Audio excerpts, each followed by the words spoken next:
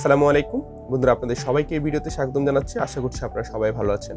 আমার হাতে আপনারা যে ডিভাইসটি দেখতে পাচ্ছেন এটি হচ্ছে একটি পালস অক্সিমিটার। এই মিটারটি আমি নিজে তৈরি করে নিয়েছি। আজকের এই ভিডিওতে আমরা কিভাবে এই পালস অক্সিমিটারটি তৈরি করতে পারি সে বিষয়ে আপনাদের জানানোর চেষ্টা করব। তো পালস অক্সিমিটার হচ্ছে মেডিকেল সায়েন্সে খুবই গুরুত্বপূর্ণ একটি ইকুইপমেন্ট। এই ছোট্ট ডিভাইসটি ব্যবহার করে একজন ডাক্তার খুব সহজেই রোগীর হার্ট প্রতি মিনিটে কতগুলো বিট দিচ্ছে এবং তার রক্তে অক্সিজেনের পরিমাণ কতটুকু রয়েছে তার সম্পর্কে একটা ভালো ধারণা নিতে পারেন। আপনারা হসপিটালে গেলে দেখবেন যে প্রায় সময় ডাক্তাররা রোগীর আঙুলের মাথায় ছোট্ট ক্লিপের মতো একটি ডিভাইস লাগিয়ে রাখে, সেটি হচ্ছে মূলত পালস অক্সিমিটার। তো আজকে আমরা এরকম একটি পালস অক্সিমিটার নিজেরা তৈরি করব। আমি ভিডিওতে সম্পূর্ণ ধাপগুলো আপনাদেরকে বুঝিয়ে দেওয়ার চেষ্টা করব। আশা করছি ভিডিওটি মনোযোগ সহকারে দেখলে আপনারা নিজেরা এরকম একটি পালস অক্সিমিটার তৈরি করতে পারবেন। আর এই পালস অক্সিমিটার তৈরি করার জন্য প্রয়োজনীয় সবগুলো কম্পোনেন্ট আপনারা আমাদের অনলাইন শপ নাবা টেক শপ থেকে সংগ্রহ করতে পারবেন। আমি ভিডিও ডেসক্রিপশনে আপনাদেরকে লিঙ্ক দিয়ে দেব। তো চলুন আমরা প্রথমেই দেখে আসি আমাদের কি কি কম্পোনেন্ট লাগবে একটি পালস অক্সিমিটার তৈরি করার জন্য।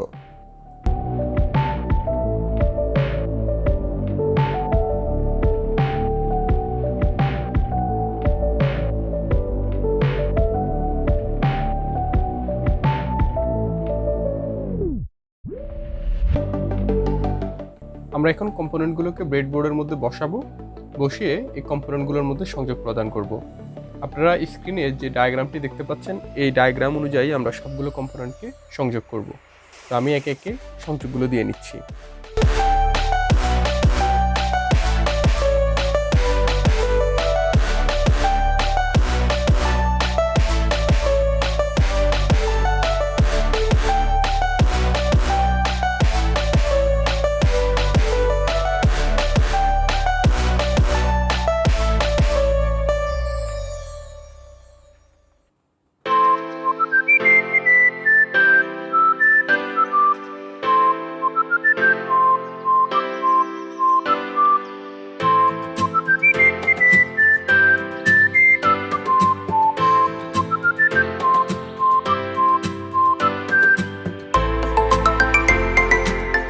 তো বন্ধুরা, আমাদের সবগুলো কম্পোনেন্টের মধ্যে কানেকশন দেওয়া হয়ে গিয়েছে। আমরা এখন আমাদের আরডুইনোর মধ্যে প্রোগ্রামটা আপলোড করব।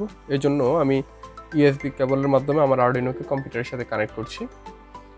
তো বন্ধুরা, আমরা এখন আমাদের আরডুইনো ন্যানোতে একটা প্রোগ্রাম আপলোড করব। আমি আপনাদেরকে ভিডিও ডেসক্রিপশনে এরকম একটা জিপ ফাইলের লিঙ্ক দিয়ে দেবো। আপনারা প্রথমে জিপ ফাইলটাকে ডাউনলোড করবেন। ডাউনলোড করার পরে জিপ ফাইলটাকে প্রথমে এক্সট্রাক্ট করে নিতে হবে বা আনজিপ করতে হবে। আনজিপ করার পরে আমরা আরডুইনো পালস অক্সিমিটার প্রজেক্ট নামে একটা ফোল্ডার পেয়েছি। এখানে আরও দুইটা ফোল্ডার এবং একটা ফাইল পেয়েছি। তো এটা হচ্ছে আমাদের যে কানেকশন ডায়াগ্রামটা। এখানে আপনারা যদি ব্যাটারি ব্যবহার করতে না চান, অর্থাৎ ব্রেডবোর্ডে ইউজ করলে আপনারা জাস্ট ইউএসবি কেবলের মাধ্যমে পাওয়ার দিলে আপনার প্রজেক্টে পাওয়ার পেয়ে যাবে, সেক্ষেত্রে এই যে বাম পাশের ব্যাটারি সেকশনটা প্রয়োজন নেই। বাট কেউ যদি পোর্টেবল ডিভাইসের মতো এটা তৈরি করতে চান, সেক্ষেত্রে আপনারা এরকম একটা সিঙ্গেল লিথিয়াম আয়ন ব্যাটারি এবং একটা ছোট্ট পাওয়ার ব্যাংক মডিউল পাওয়া যায়, এগুলো একটা ব্যবহার করে এই মডিউলের মাধ্যমে একই সাথে ব্যাটারিটা চার্জও করতে পারবেন। আবার এখান থেকে 5 ভোল্ট আউটপুট আপনারা পাবেন। তো এভাবে আপনারা কাজ করতে পারেন। তো এরপরে আমরা এখানে দেখতে পাচ্ছি একটা এই যে আমাদের লাইব্রেরি লাগবে MAX30100 এই সেন্সরটার জন্য। আমরা এই লাইব্রেরি ফাইলটাকে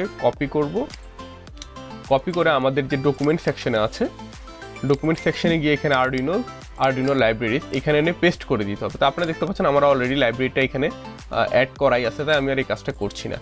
এখন আমরা আমাদের যে প্রোগ্রামটা আছে প্রোগ্রামটা ওপেন করব। তো প্রোগ্রামটা ওপেন করার জন্য আমাদের আরডুইনো আইডিই নামে একটা সফটওয়্যার প্রয়োজন হয়। এই যে, তো এই সফটওয়্যারটা আমরা কিভাবে ডাউনলোড করতে পারি, আমরা যদি arduino.ccর ওয়েবসাইটে আসি, arduino.cc লিখলেই হয়ে যাবে আরডুইনোর অফিসিয়াল ওয়েবসাইট। এখানে এসে আমরা সফটওয়্যার সেকশনে আসলেই এখানে এই যে আরডুইনো আইডিটা পাবো।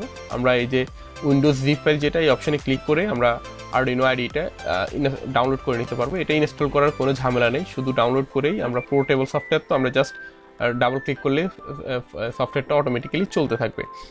তো যাই হোক, আমার অলরেডি সফটওয়্যারটি ইনস্টল করা আছে। আমি এখন আমাদের যে প্রোগ্রামটা আছে প্রোগ্রামটা ওপেন করছি, পালস অক্সিমিটার কোড এটি।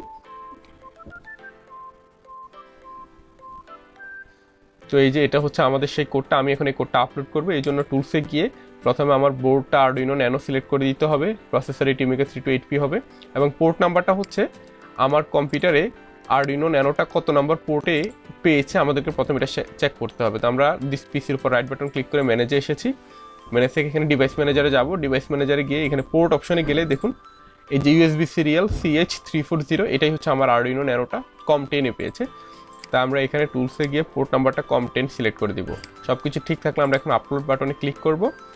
তাহলে হচ্ছে আমাদের যে কোডটা রয়েছে এই কোডটা কম্পাইল হবে। কম্পাইল হওয়ার পরে কোডটা সব কিছু ঠিকঠাক থাকলে আমার আরডুইনো ন্যানোতে আপলোড হয়ে যাবে। তো এটা কয়েক সেকেন্ড সময় নিতে পারে, আমরা একটু অপেক্ষা করি।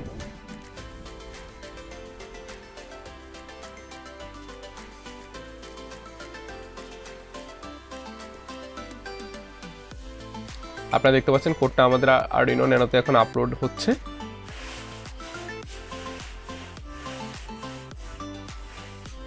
ওকে, ডান আপলোডিং। তার মানে আমরা আমাদের আরডুইনো ন্যানোতে কোডটা আপলোড করে ফেলেছি। তো বন্ধুরা আপনারা দেখতে পাচ্ছেন আমাদের প্রজেক্টটা এখন কাজ করছে। যদিও এখানে এখন BPM 0 এবং আমার স্যাচুরেটেড যে অক্সিজেনের পরিমাণ ব্লাডে সেটা হচ্ছে 0 দেখাচ্ছে।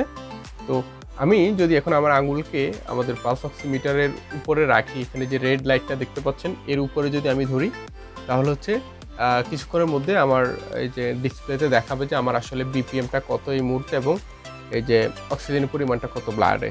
তো দেখেন আমি আমার আঙুলটা রাখছি,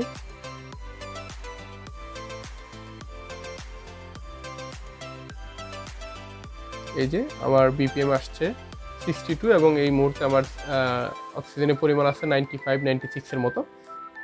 তো এই প্রজেক্টটাকে আমি আরেকটু সুন্দর করে প্রেজেন্টেশনের জন্য আমি এটাকে এখন একটু বক্স আকারে সাজিয়ে নেব। তো এখানে আপনারা দেখতে পাচ্ছেন আমার কাছে কিছু যে PVC যে বোর্ডগুলো আছে এগুলো আমি কেটে নিয়েছি মাপ অনুযায়ী। তো আমি এখন এই সম্পূর্ণ প্রজেক্টটাকে একটা বক্সের মধ্যে সেট করে নেব, যাতে করে আমি এটা পোর্টেবল একটা ডিভাইসের মতো করে ইউজ করতে পারি।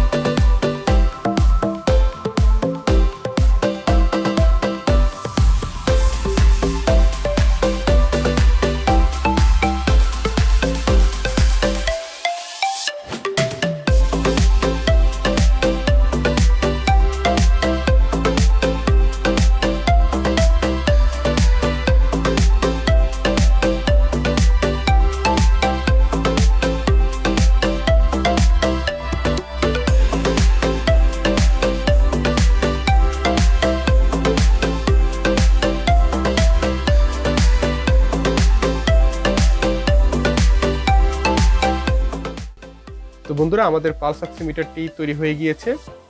আমরা ভেতরে একটি ব্যাটারি সেট করে দিয়েছি এবং এখানে চার্জিংয়ের সিস্টেম রেখেছি, ফলে এটা একটা পোর্টেবল ডিভাইসের মতো হয়ে গিয়েছে। আমরা যে কোনো জায়গায় এটাকে ক্যারি করতে পারবো খুব সহজেই।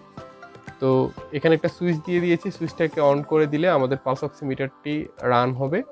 তো আমরা এখন এই মিটারটি টেস্ট করে দেখব যে এটা আসলে কাজ করে কিনা।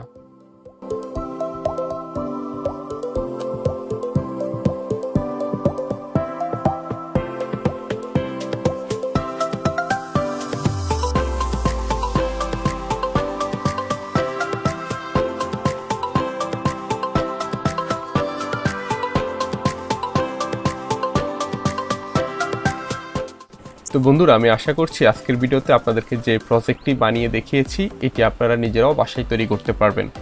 এই প্রজেক্ট সম্পর্কে আপনাদের কারো কোনো প্রশ্ন বা মতামত থাকলে আপনারা আমাকে কমেন্ট করে জানাতে পারেন।